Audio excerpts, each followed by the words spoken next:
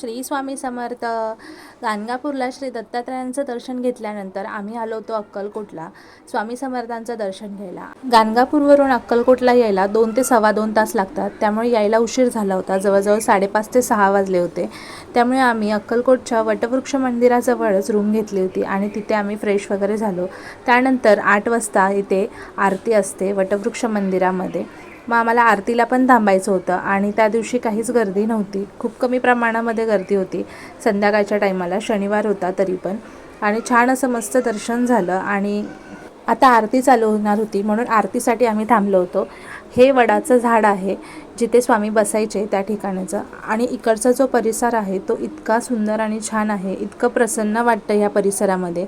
आणि हे बघा इथे मंदिर आहे आणि हे स्वामींचं दर्शन झालं. इथे मोबाईल अलाउड नसल्यामुळे कोणत्याच गोष्टी अशा पूर्णपणे व्हिडिओ काढायला येत नव्हत्या आणि तरी पण त्यातल्या त्यात व्हिडिओ काढले आहेत. आणि हे दर्शन झाल्यानंतर मी बाहेर आली होती आणि आता आम्ही आरतीची वाट बघत होतो. मंदिरातून येताना एक फूल घेऊन यायचं असं माझं चालू होतं, म्हणून मी फूल मागितलं तर त्यांनी मला हारच दिला होता. आणि अद्विकासाठी हे सगळं नवीनच होतं. ती असं नवीनच बाहेर आली होती असं दर्शनासाठी कुठेतरी, कारण का आम्ही कधी असं देवदर्शनासाठी बाहेर कुठे गेलोच नव्हतो. पहिल्यांदाच ही वेळ होती आमची. आता आरती चालू होणार होती आणि खूप असे लोक आरतीसाठी थांबले होते. किती छान असं मस्त वातावरण होतं तिकडचं, मला तर खूप आवडलं. त्यानंतर आरती सुरू झाली आणि आरती सुरू झाल्यावर अद्विकाचं बघा कसं चालू आहे. आरतीला ती पण बसली आहे.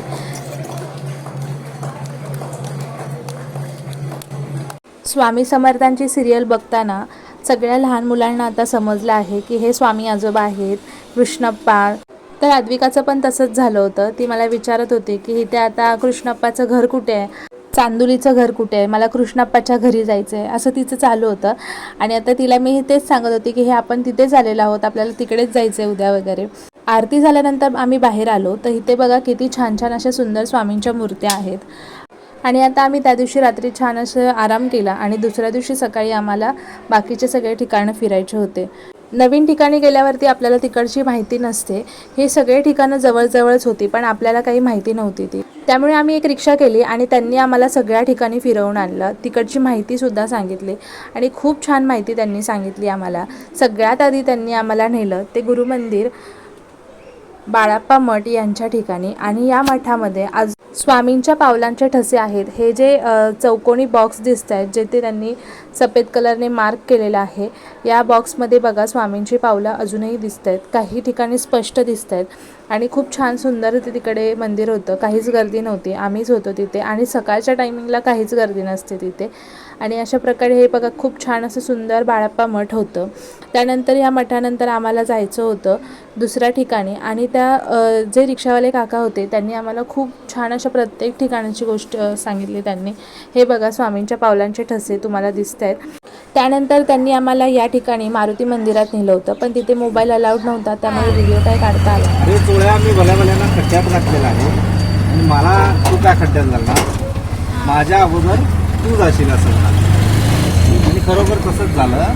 स्वामींच्याही 6 महिन्या अगोदर चोळप्पा गेले, त्यांना अग्निदहन दिलेलं आहे चोळप्पाला. नंतर स्वामींनी स्वतःचा देह म्हणजे प्राण वटवृक्षाखाली सोडलेला. ही माहिती आम्हाला त्यांनी समाधी मठात जाताना सांगितली होती. चोळप्पांचा हट्ट होता की स्वामींचं वास्तव्य हे त्यांच्या वाड्यामध्ये कायमस्वरूपी राहावं. त्यामुळे स्वामींची समाधी मठ हे चोळप्पांच्या वाड्यामध्ये आहे आणि हे पण खूप सुंदर असं मठ आहे.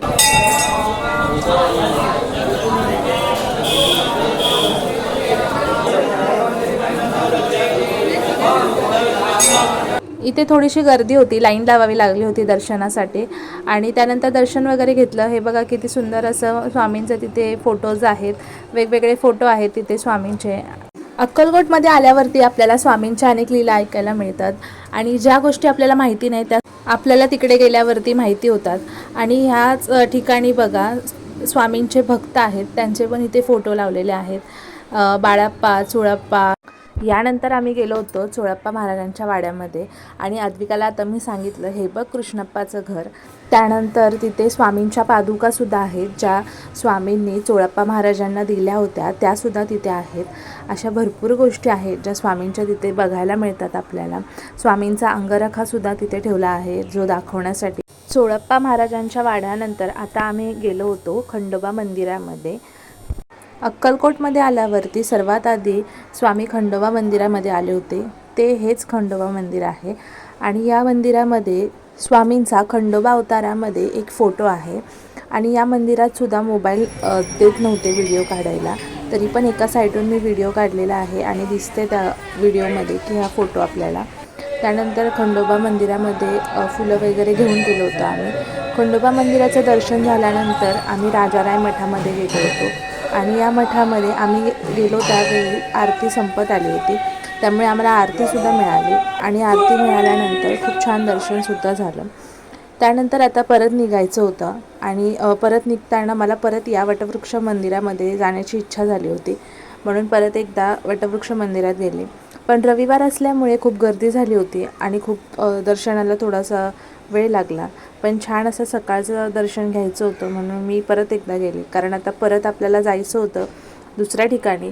त्यामुळे म्हटलं एकदा आपण दर्शन घेऊया आणि दर्शन वगैरे घेतलं. त्यानंतर मला घ्यायची होती स्वामींची मूर्ती, तर मला वटवृक्षामधली मूर्ती घ्यायची होती.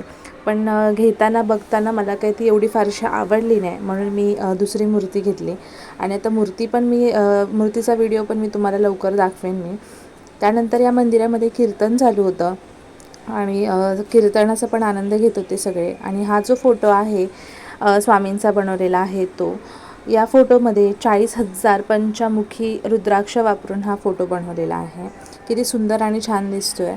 आणि त्यानंतर हा जो रस्ता आहे तो जातो अन्नछत्राकडे. सकाळी 12 ते 3 आणि संध्याकाळी 8 ते 10 असं हे टायमिंग आहे अन्नछत्राचं. तिकडचा प्रसाद घ्यावा. स्वामींचा व्हिडिओ बनवण्याचा हा एक छोटासा प्रयत्न आहे. तुम्हाला व्हिडिओ जर आवडला तर लाईक करा, चॅनलला सबस्क्राईब करा. भेटूया पुढच्या व्हिडिओ. थँक्यू.